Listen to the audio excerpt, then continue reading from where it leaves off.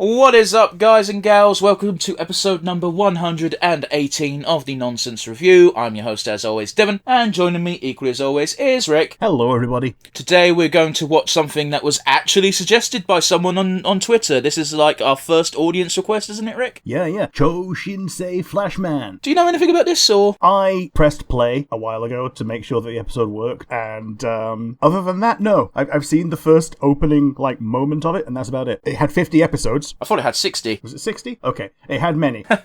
Yeah, I know it's old and I know it's Sentai because the chap in question mentions as much. By the way, the chap in question, sorry if I butchered the name here, Rafael Navarro on Twitter sent us this as a suggestion. Yeah. So, hope you enjoy. Indeed. Hopefully they're actually watching and we're not just doing this for ourselves. A bit of a disclaimer, by the way, we are in peak hay fever season and I die from it. So if I sound a bit stuffy at times, I can only apologise. I literally can't do anything about it. Yeah. Again, apologies on my part. But yes, first and foremost, we normally jump straight into our weeks, but for this month we're going to do something just a tad different. For those of you who are in the know, which I think most of the world is, at least our listeners, it is Pride Month. And, well, we didn't exactly pick anything on our to-do list for this month that's related to the month in hand, so we decided that before each episode, we'd pick a category of person, and who's a member of the LGBT community, and we just briefly, touch upon them and say, yeah, this is this person, this is why we decided to speak about them, say hello. I do the bad job of explaining that, but you'll get what I mean when we get into it. So, yes, this week's category is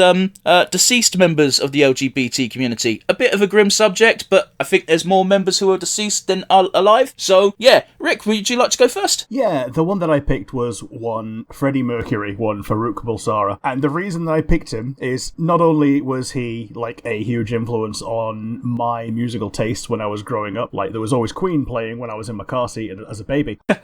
There is also something that's gone on this week about him and his works and his life, which is going to come up very shortly. But so how about you? Who is your person on the rainbow that you've picked as a deceased member of the community? Mine's a bit more recently deceased, and in fact, I didn't know they were gay until you told me. Okay. That was one Kevin Conroy. Ah, yes. How he said that him putting on the Batman voice and stepping into the role was like coming out of the closet before he was able to come out of the closet. Yeah, pretty much, man. I picked Kevin Conroy for two reasons. One, Kevin Conroy was my Batman. I think I said that during the week of his passing, so it was quite a blow, shall we say. And the other reason is I think Kevin Conroy is a prime example of why Pride is important, because if you look at his memoirs and I think was it a book or a show? I think it was a book where it's behind the mask or something along those lines. He had to spend so much of his life hiding who he was. Yes. And I don't think anyone should have to do that. Yeah, the whole point of Pride, be ashamed of, it's to be the opposite of shame, which seems to have been thrust upon the community by external forces. Pretty much, man. Pride is, I don't know, I feel like it should be a symbol of, this is how far we've come in that, yes, you can just be gay, you can just be bi, you can just be lesbian, you can just be trans, without feeling as if your life will be impacted by letting people know that part of yourself. Yeah. I feel it's really a belonging month. Yeah.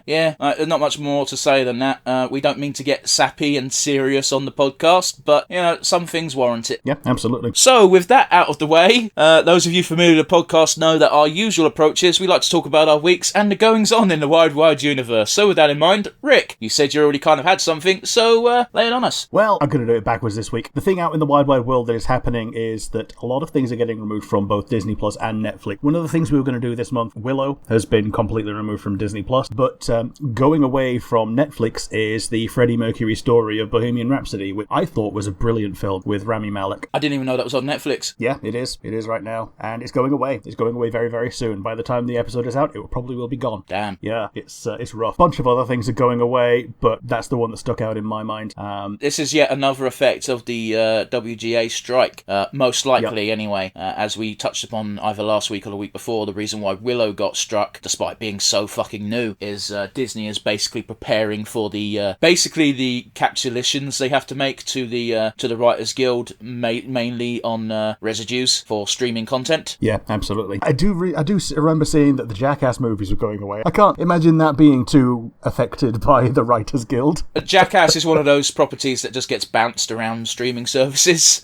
Yeah. Which, unfortunately, is the same as Steven Universe. But yeah, I think that's it for out in the world. I've not been very tuned into the world because quite a few things have happened to me in real life. So, in real life, I've been spending most of the time without my phone because it went off to the phone hospice and finally got it back. Might as well be a brand new phone. Nearly everything has been replaced. I think all that's original is the chassis and the processor. Yeah, so it got Robocop. Yeah, it got Robocopped.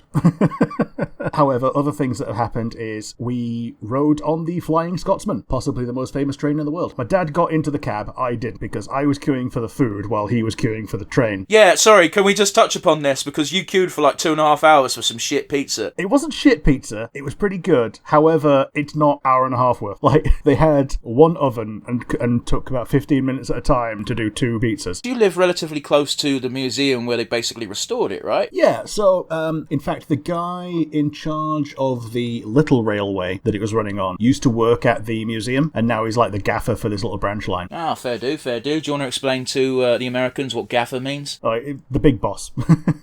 The owner, boss, and CEO, as it were. But you don't really have CEOs of a little branch line railway. He's the Fat Controller. Didn't they change his name to his actual name because they thought the Fat Controller was offensive or some bollocks? Yeah, so he normally shows up as Sir Topham Hatt. Other than the Flying Scotsman, I went to the rugby on the weekend, which was like it was a showcase of all the rugby in that league for that season, and all 3 games were fantastic. Oh, right, so it was basically a marathon of games. Yeah, 4 games actually. All 4 games were fantastic. We arrived 6 minutes after the women's game started, and that was the most one-sided because it was basically the champions versus the recently promoted. So that was a bit more one-sided, but yeah, every other game was very close. Okay. It was like 8 hours of rugby. That is 7 hours too many. Yeah.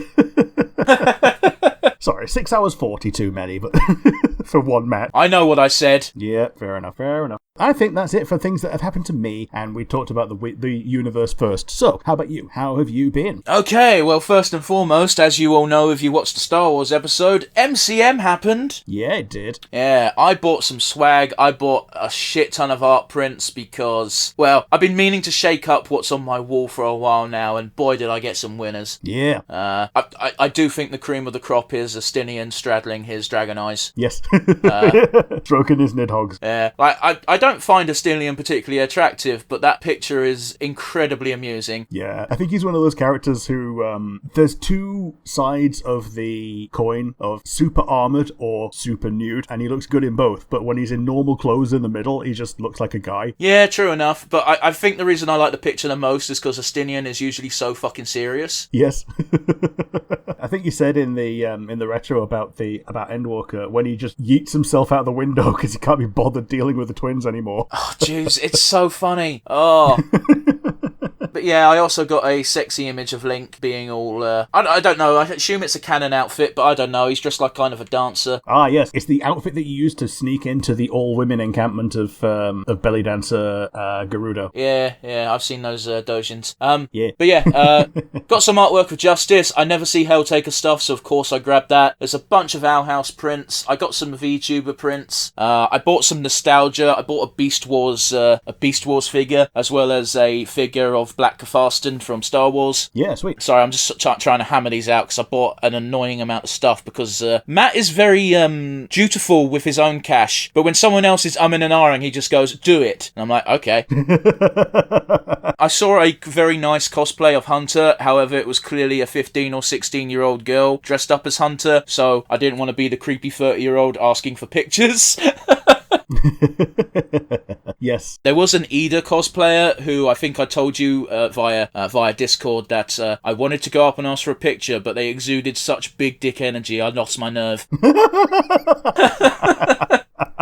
Man, that's a power move from Anita. Yeah, pretty much, man. Pretty much. We didn't really go down Artist Alley, mostly because it's not something I go there for, and also I feel really bad walking past these stalls where artists have put their blood, sweat and tears into their wares, and people are just ignoring them. Yeah, because it's not your thing. We did actually go down one aisle of the Artist Alley, and I did get a book. It's Drop Dead Monstrous, a sweat drop anthology that goes bump in the night. Sounds good. It's got very cute art. It's technically technically a manga, but you read it from left to right, so Sure. it's one of those. Sure. The artist, well, one of the artists who contributed to it was running the stall, and they said, do you want me to sign it? And I said, yeah, fuck it, sure. So I have a signed copy. Nice one. Yeah, I now have to track down 1, 2, 3, 4, 5, 6 more artists to get the complete collection. And here's the funny part, Rick, is I didn't ask the person's name and their signature. So you got a scribble. It is pretty much, because I can't make out what the name's meant to be. I can narrow it down to one of 7. So now you've got your own Infinity Gauntlet that you have to collect all the signatures on. You know what? I might make that a personal quest in life just for the lols. But yeah, last but not least, I got a Len figure, which is the guy who has the Chinese spirit in Shaman King. He's basically the rival character for the first series. Man, like, when you said Len, all I could think of was, like, the two-headed zombie Frankenstein from Ruby Gloom, until you clarified. Fair enough. I discovered one of my new favourite subreddits, Rick. Did you? Yes, r/stupid dove nests. Okay. So you may or may not know this, Rick, but doves are really shit at making nests. Oh, yeah, they're, like, pigeons are rock doves, so it's just pigeon with good PR. I mean, pigeons shouldn't have shit PR. We used them in World War I and World War II for very important missions, but people seem to forget that. Yeah, pigeons domesticated themselves because buildings are perfect habitats for rock doves. I have got no beef with the pigeon, I'll put it that way. Okay. But yeah, I love this subreddit. It's really funny scrolling through these nests, because sometimes, Rick, it's 2 sticks, and there's just an egg on top of these 2 sticks, and you got a dove sit, like, just looking awkwardly. It's like, yeah, the nest is done. Is it? Yep.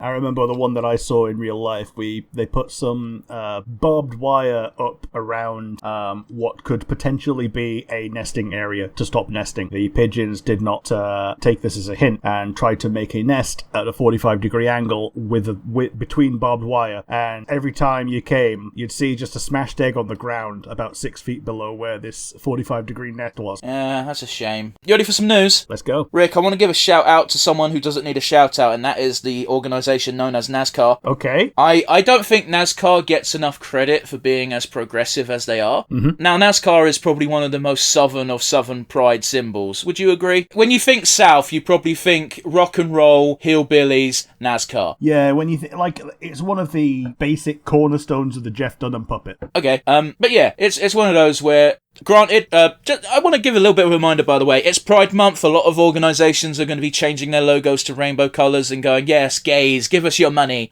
They're not really your friends. Do not mistake them as such. They are doing it for money and attention. That being said, NASCAR, being the southern organisation that it is, I feel gets a shout out just for saying, yeah, it's Pride Month. Y'all have a good one. But also, like, let's not forget, NASCAR, again, southern, I'm going to keep bringing that fact up because it is, cracks down hard on people who fly Nazi and Confederate flags. Yes. And that's not me being hyperbolic. That's actually just straight up the truth. And I don't think they get enough recognition for that fact. Yeah, like, some people will try to defend the Confederate flag as oh no, it's just a Dukes of Hazzard cosplay. Nah, that don't fly no more. Even in the Dukes of Hazzard movie, the reboot one, they had a scene where the Duke boys were driving down the highway and people were bibbing them going, yeah, woo! And the guys driving the car, I think it was Johnny Knoxville and some other fuck, were just like, why is everyone cheering us? And then once they got out the South, they kept getting booed. It's like, I don't get it. They look at the top of the flag of their car and they go, oh! You know, it's one of those where, like, technically speaking, if you want to fly a Confederate flag, it should just be pure right. Yeah, because that was their last flown flag. Yeah, continuing a little bit on the theme of pride, although this one's a weird one, and I'm not even going to pretend it's not a weird one. Rick, you know who Ted Cruz is, right? Yes, he's gone through a metamorphosis of bootlicker to he's now making basically a bid to be. I think he's actually bidding to be the next president at this point. I mean, I gotta be honest with you, he's probably a better Republican candidate than dickhead McGee from Florida. Yeah, DeSantis. He was the main opponent of Trump during the last election before Trump got chosen as the candidate. Yeah, and then he started sucking his dick real hard. But yeah. Oh yeah. It's one of those where, again, this is going to be so weird and I apologise for it. Uganda has implemented a law law where homosexuality is now punishable by death. This is bad. Most people see it as bad. Some Republican, whose name I can't remember, said, this is how we should deal with this problem in the United States. To which Ted Cruz replied on Twitter, what 2 grown adults do in their bedroom should not be punishable by death. Which isn't the most progressive stance a Republican could take, but boy, was it not something I expected Ted Cruz to say. No, because he's not Ron DeSantis, but he's conspicuously one of the worst guys out there. So it's weird to see him be less bad than the others. Yeah, it's not a reasonable stance, because he still thinks, any displays of affection to your partner if you're homosexual should not be allowed. But the fact that he doesn't think you deserve death is weirdly positive. It's a step up from Uganda. Yeah, we won't dwell on the Uganda stuff. I don't think we have any listeners there, so we're probably fine. Video game news. We might be late on the ball on this one, but the Gollum game. Oh, yeah. I remember seeing something about this, the day that we recorded last week, and I'm like, oh man, I should remember this, and I did. Yeah, they've been blasted so hard for how shit the game is. First of all, the concept for the game is also just a bit naff anyway, because who the fuck looks at Lord of the Rings and goes, yes, Gollum, that's who I want to play as? Now, here's the thing. I think it's not as bad as that. So, yes, there are times where you play a Lord of the Rings game and you play as a hobbit. Yeah, it's a bit more boring than playing as one of the tall people who can hit things.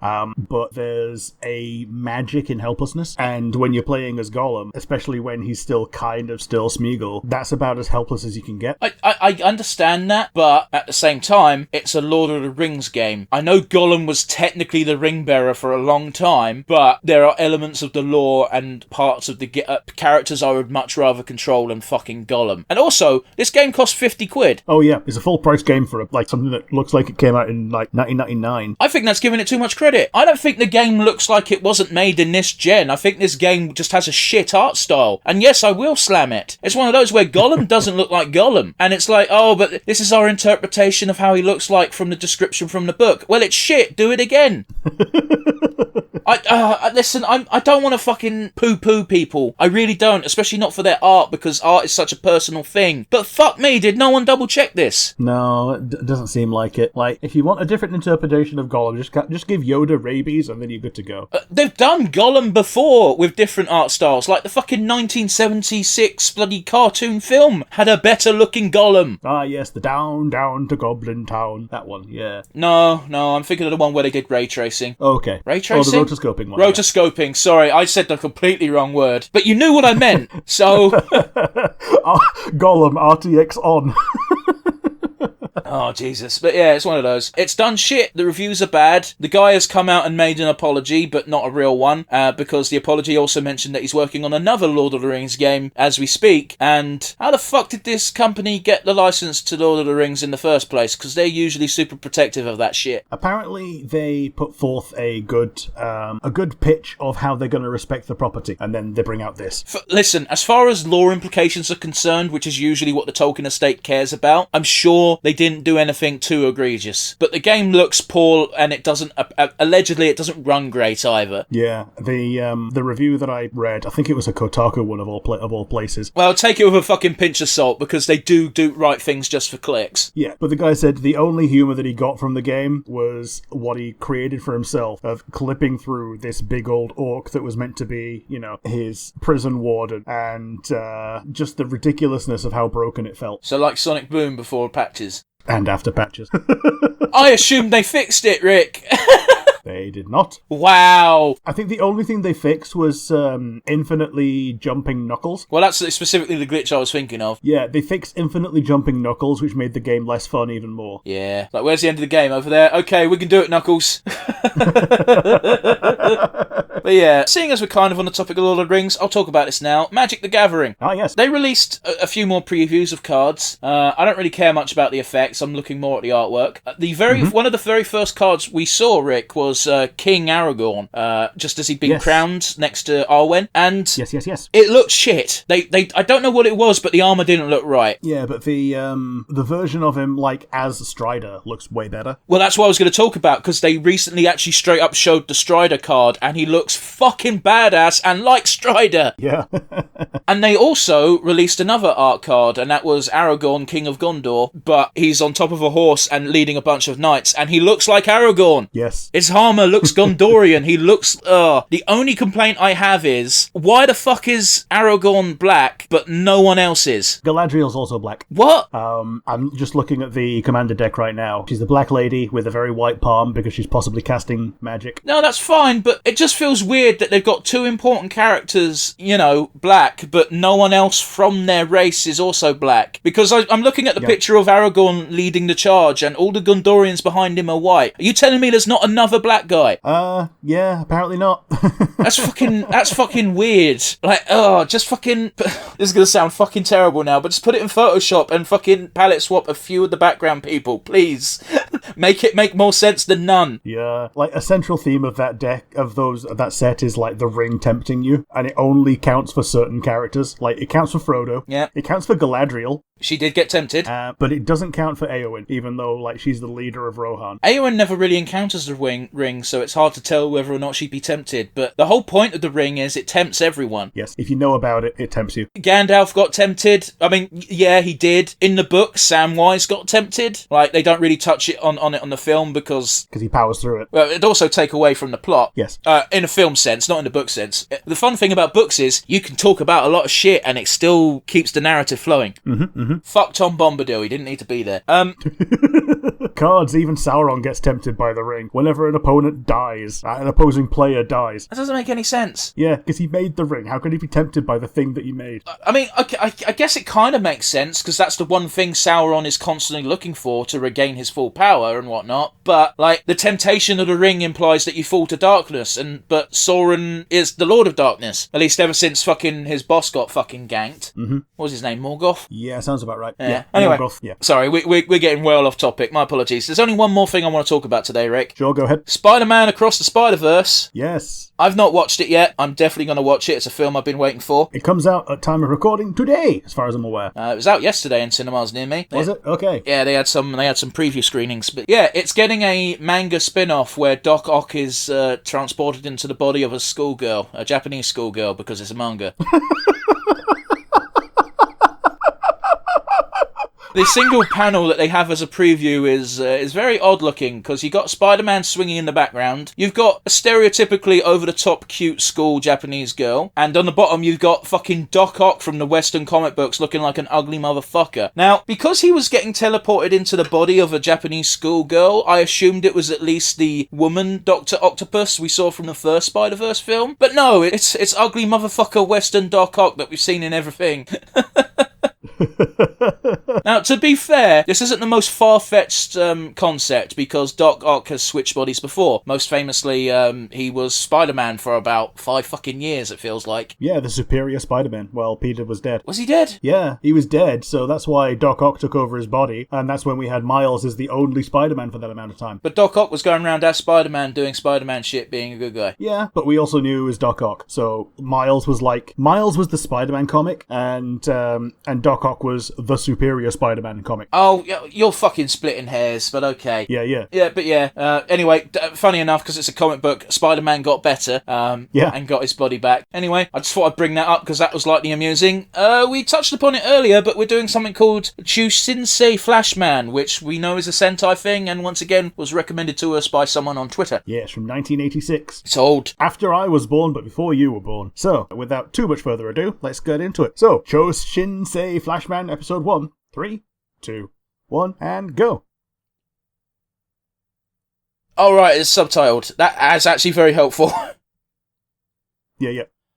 I'm not sure if we can share the name of the website that we're using, but it's using YouTube to host its videos, so I assume it's fine. We're using Tokuzilla.net, which is a hosting site for a bunch of Japanese Sentai stuff. Yeah. If you were curious and didn't know where to look for it, then spoiler, it was told us in the Twitter. But yeah, we also now said it now. It's Tokuzilla.net.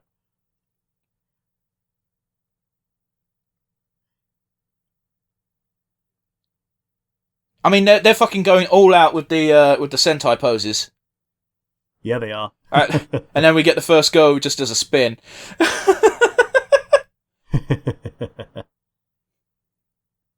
Are you getting Gladiator vibes? Because I am. A little bit, yeah.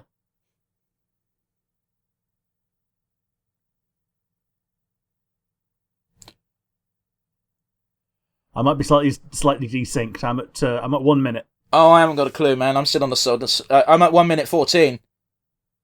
Okay. How are you desynced?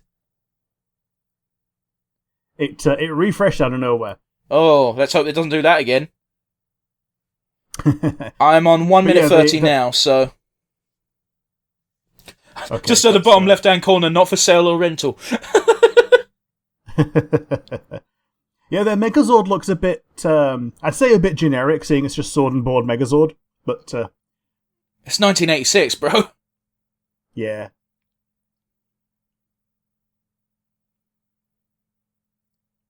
Right, clearly reversed the footage of them blowing a bunch of dust out the hole. Look at this, it's Rita fucking Repulsa! It actually is. Except it's a bloke. Yeah. They're running. Oh, he's looking at, like, nature videos. I'm guessing he's wanting to steal the qualities of nature to implement into his monsters. It's hard to tell. What the fuck? Look at this JRPG villain. Total. Man. Emperor Ladeus.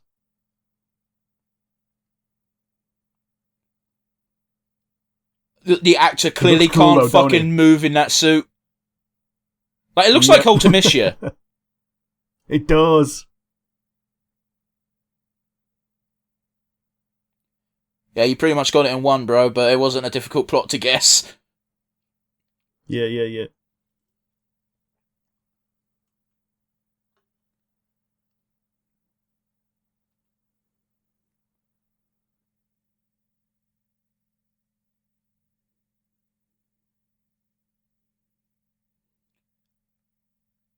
Man, I know I shouldn't be surprised because Sentai is basically just live-action anime, but boy is this anime as fuck. Man, it's like pre-anime anime for a lot of things as well. Yeah.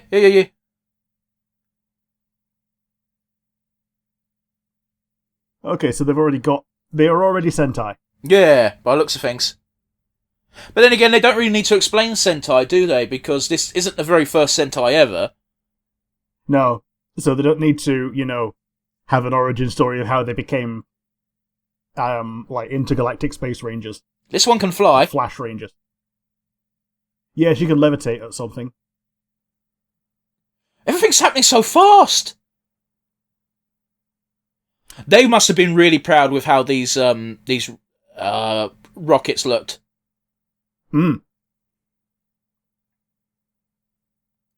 This is going to sound fucking awful, but I'm getting Button Moon vibes. Do you know what I mean, though, right? I get you, yeah. Oh, man, the little car. The car is so much more of a toy than the others. Yeah.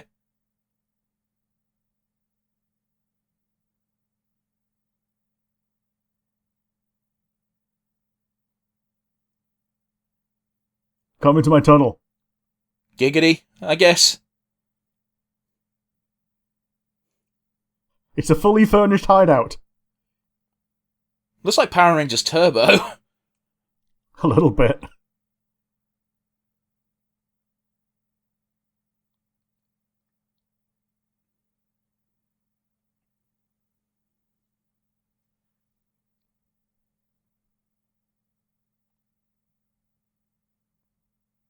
So the alien dudes seem to be warning them not to use the giant spaceship. There might be more than one faction of aliens. Oh, yeah. I'm going to assume that these must be good aliens, unless they're not. It's unclear. Okay, so that's the plot. Is it going to blow up? I mean, doubt it. It was just saying thanks for raising us. Oh, look, it's the alpha of this Sentai group. He's a chunky boy. He is. Unauthorized intruders will be shot. Oh, he's actually a fucking bigger badass than Alpha ever was. Yeah.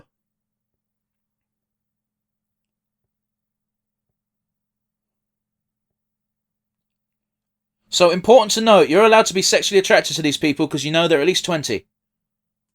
Yeah. Which I believe is the age of majority in Japan. Then why is the age the of consent voting age so and low? drinking age. Oh yeah, like, you can consent, but you can't vote or drink. Was this robot built in America? Apparently so. What a fucking shit design! Look at his fucking stubby little arms! Danger Will Robinson. Oh, fuck off. Hey, at least it was after the CD-ROM. Yeah. They call it a floppy disk, but it's a CD-ROM. Oh, and he just fucking decked it. That's it, that robot's That's a bit fucking dead, visceral. I guess. I guess if they find a different floppy disk, they can put it into him. And, like, reboot him as a good guy. Okay, I get it. I understand why you're bothered by the floppy disk terminology, because it's bothering me now. Because it was clearly a CD. Yeah. Oh my god, it's fucking Zagafrax from Gloryhammer. I shit you not, that's what he does. All he does is fucking play the fucking keyboard. And now he's doing it to make some fucking space aliens from space. Man, so this guy is both Rita Repulsa and Finster. playing his machine organ to make monsters this week. Man, I miss it when shows big deal was just Monster of the Week. BioBlend! Yeah. That's a video That's game a good- name. Yeah, it is. It sounds like a way of making a Digimon stronger. Oh, you're not wrong. It's so better than calling it DNA Digivolution. We're gonna Yeah, BioBlend. Biomerge. Yeah, BioBlend would be good for DNA Digivolve. I bet you it looks like a monkey. Octopus, maybe? Uh, Oh, it's just the heart. oh god, that's a gross wait, image. no. There's a chaos spot. It's got an elephant face. Oh, I was well off with my guess. Oh, we were both well off. I'll tell you Oh, it's this. cute. That's a very interesting looking fucking suit for the 80s. Yeah. Like, as soon as you get away from its brain being like another mouth, okay, it was kind of cute until it did that. Oh, I don't think it's cute at all, but man, the suit's impressive. That's cooler looking than most fucking Power Ranger villains. Yeah, like actual villains, not even Monster of the Weeks.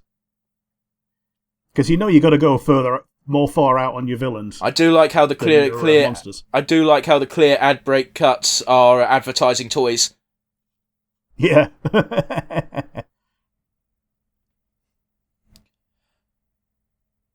Man, I feel like you don't get weird, wacky spaceship probe designs like this anymore. No, you don't.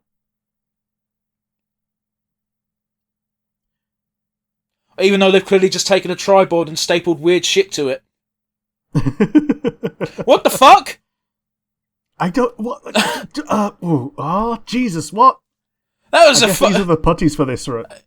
Oh my days! It's like fucking Kamen Rider, but nowhere near as cool. Yeah. They're just. We have Kamen Rider at home, mass produced.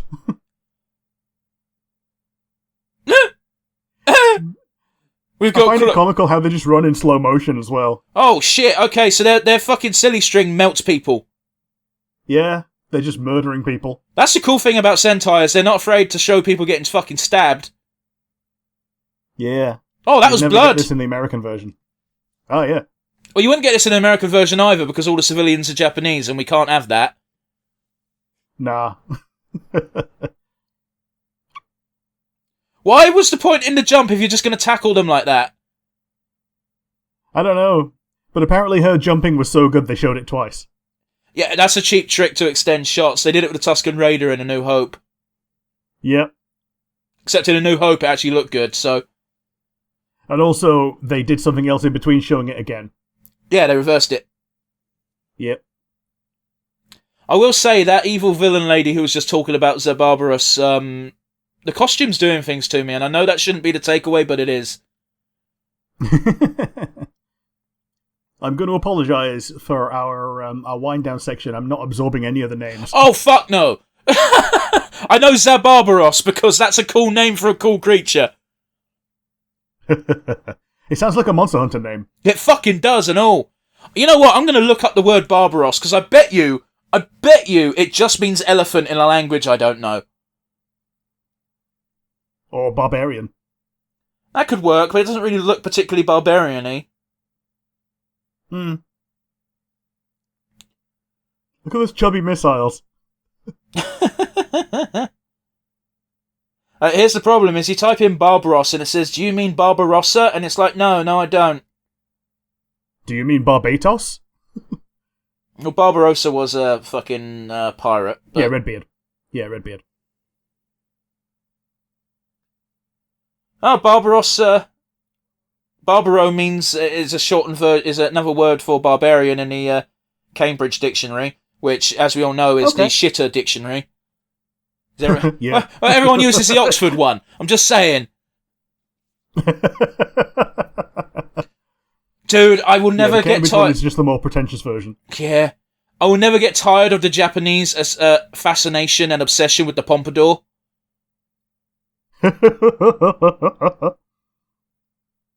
I think Shaman King pretty much has the pompadour down to a fine art with that one guy, though. Yeah, but it's cheating when it's in cartoons. Because, you can go proper mental with them. Yeah, you can make it a 20-foot long pompadour that you never see the end of. Oh, we're getting names now.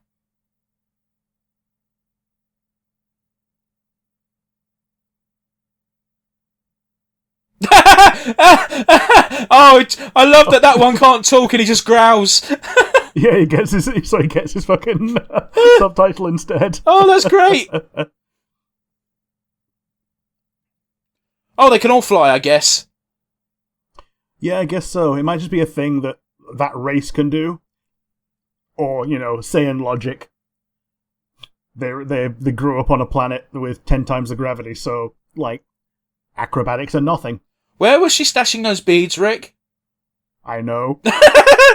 I'm sorry, it was an easy... What the Oh, some of this is stupid! Flying along like she's on a invisible space toilet. You gotta understand, by the way, when I'm saying things are stupid, that doesn't mean I don't like it, but it is stupid. Yeah. Yeah. I think it's one of your standard quotes is it's dumb and I love it. Yeah. It's camp dumb, so it gets a pass. Oh, cool, her sword doubles... She's Ivy. Yep. Look at that smug. Yeah, in a modern show, she'd be the first one to, become the love interest of one of the Rangers. Oh, dude, don't. Oh, this is going to be their transformation, right? I like how Prism Flash is using multicolours there. Yeah. Okay. Shut goggles. Listen, I know it's an unfair comparison, but I don't think any transformation sequence is ever going to beat the Mighty Morphin ones. Well, I think it's only because it was the first one that we saw. Yeah, but also, no, you're not wrong. There's certainly that part of the bias, but it's also I like seeing the close-ups of the coins and them announcing the coins, and I know that was a Western exclusive thing, but I don't care. Yeah, I get you. I think my favourite transformation scene is possibly the Gurren Lagann basic one that they end up using every damn episode. That's an anime, that's not fair. Yeah, so they can't just do whatever they like, but even with this, it's you can make it as CGI as you want these days. But there's there's a lot more nostalgia in the practical effects. Yeah, certainly. I'm sorry, it's a holy sword.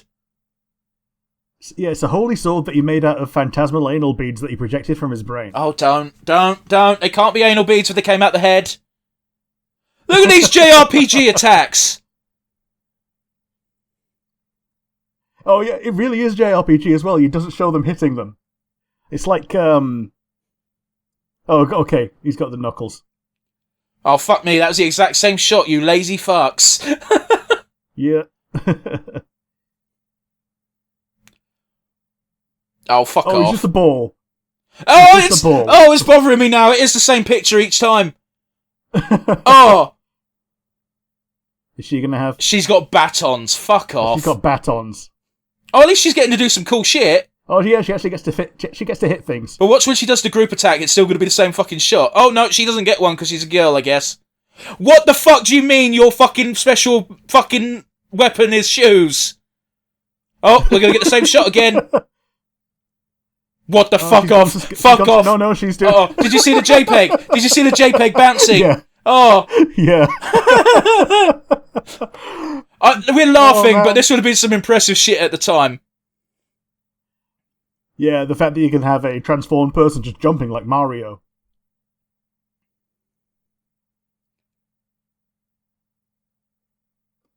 Oh, that is some gross shit. They've all got anal beads as weapons, haven't they? They do. Where the fuck did he pull that from? Space. They've all got one. They've all got one. Are they going to gat-eye all of their... Yeah, they do. There we go. Didn't see them link up with one another, making me suspect it might be bullshit.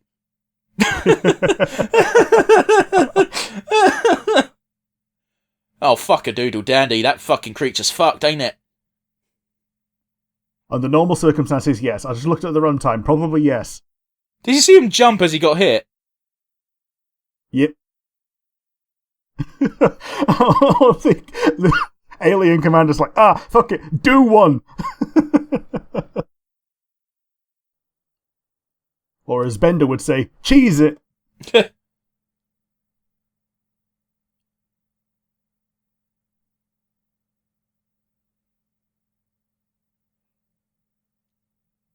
Here's the problem, right? As fun and goofy as the fight was, we're now back to plot, and they're kind of rushing it. Hmm.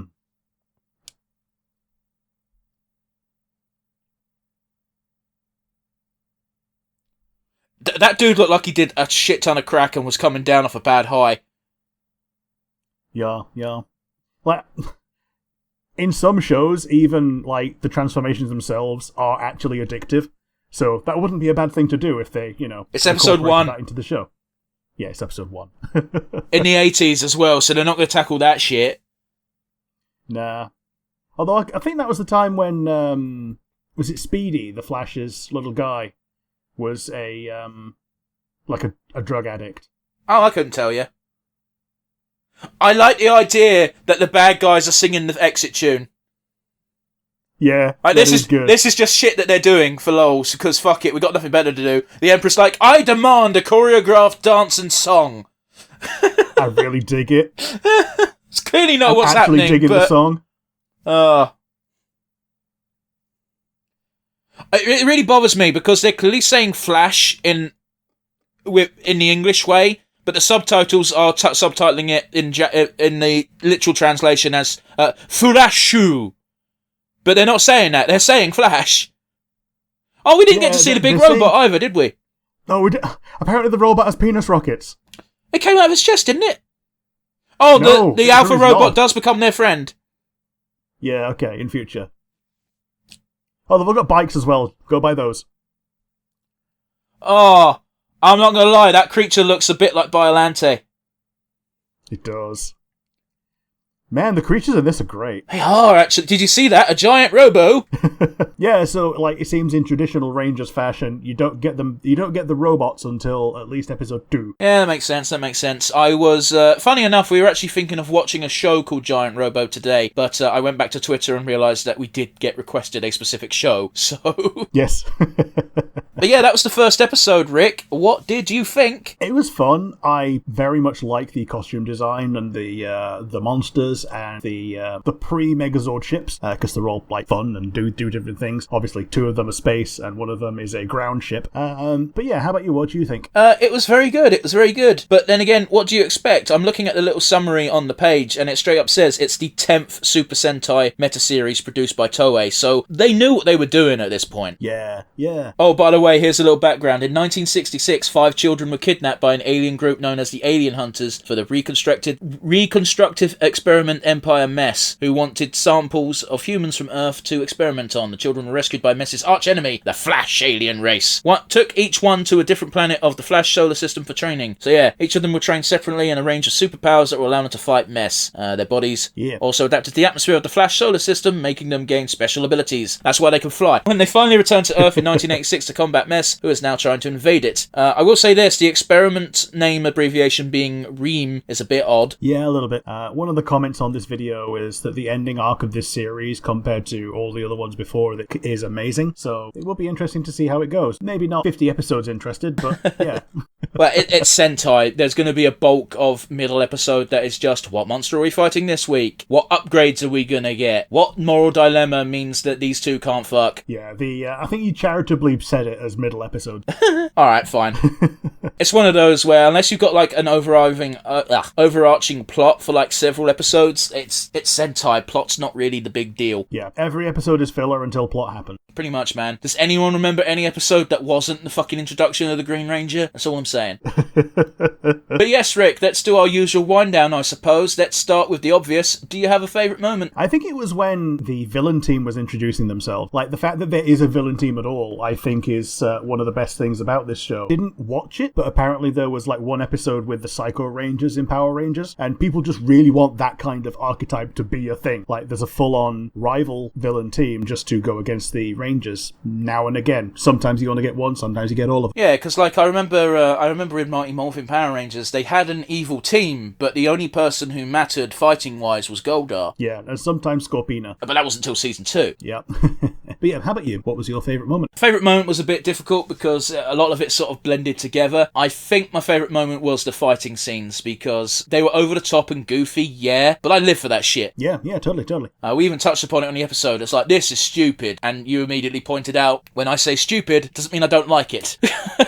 Yeah, like a lot of the time I will do the same thing where I'll just be chuckling and just say stupid mid-chuckle. Because, yeah, I'm acknowledging that the situation is ridiculous, but it's in a positively fun way. But yeah, we can't only dwell on the good, we also have to touch a bit on the negative. Now, bear in mind, when we say the negative, we are aware that this came out in 1986. So, you know, we are using kind of kiddie gloves because, you know, certain tropes and whatnot, this was probably have invented them or, you know, been very early on in the life cycle. So, with that in mind, Rick, do you have a weakest link for me? I would say pacing, in that a lot of things happen so lightning fast with no chance to absorb it that it was a detriment to this particular episode. Maybe not to the whole series, but to this particular episode, I would say detriment. Like, we got the lore dump of everything that the Emperor and all that are doing, and we got the quick introductions of the team. I don't know anything about the team other than that they're all good guys, and that the pink one can levitate. They can all levitate. Yeah, they can all levitate.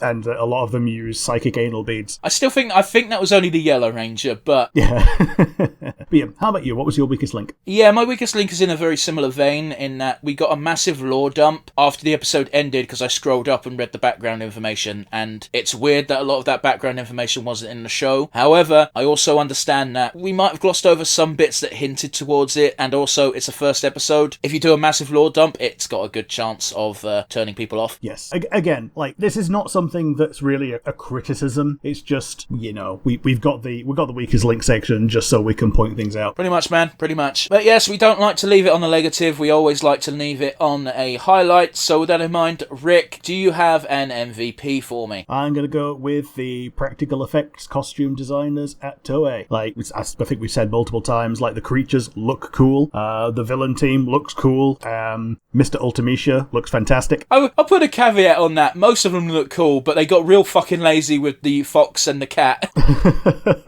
I liked pretty much all of the designs in this show, and so yeah, that's just Toei flexing good muscles. How about you? Who's your MVP? Yeah, and an annoying twist of the knife, that was actually going to be my answer as well, because you hit the nail on the head. We mentioned it several times. The costumes are so fucking cool for the villains. The Sentai suits are Sentai suits. It's hard to fuck them up, but you know. Yeah. The big old tick to costumes. Set design was also pretty good, especially for the villain lair. Like, it's typical villain lair in Sentai. There's a lot of fucking fog machine work going on, but that's fine. It works to its benefit. Yeah, I mean, the only settings that we really had were town where people are getting murked, villain lair, and the spaceship where they all return to Earth on. Yeah, we got some alien planets, but they're on them for a cup of coffee. Yeah, we got the alien planet that they vacated at the beginning, that they took the ship from, but yeah. Well, several. They were gathering the squad, and we saw at least 3 biomes. Ah, yeah, fair. But yeah, the main deal is basically seems to be that they're going to use the ship as the main base from now, so that's going to be like the command center. Yeah.